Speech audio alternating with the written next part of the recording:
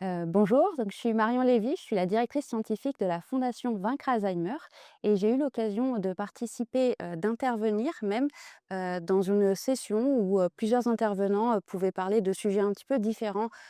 sur la maladie d'Alzheimer, dans le cadre de ce congrès, l'USPALS. L'intervention que j'ai donnée, était, suite à notre contribution à la HAS, parce qu'il faut savoir que, suite à l'autorisation, de mise sur le marché, des 2 immunothérapies, donc le Leqembi et le Kisunla, une demande d'accès précoce à la HAS a été demandée et dans ces cas-là, ils demandent aux fondations et aux associations de contribuer, à cette demande d'accès précoce. Donc c'est là que nous sommes intervenus à la Fondation Vaincre Alzheimer et pour cela, on a questionné différentes populations, donc une population qui était inscrite à notre newsletter. Il s'agissait de malades, mais aussi de proches aidants. On a aussi posé des questions donc, de manière anonyme aux participants à l'essai clinique du lecanemab,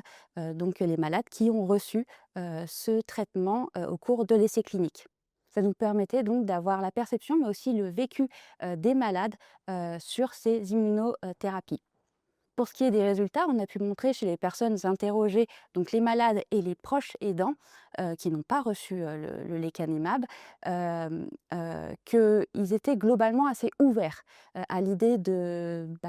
rendre disponible ce traitement, en France, notamment même, de recevoir ce traitement, en tout cas en ce qui concerne les malades. Et donc on a montré que 47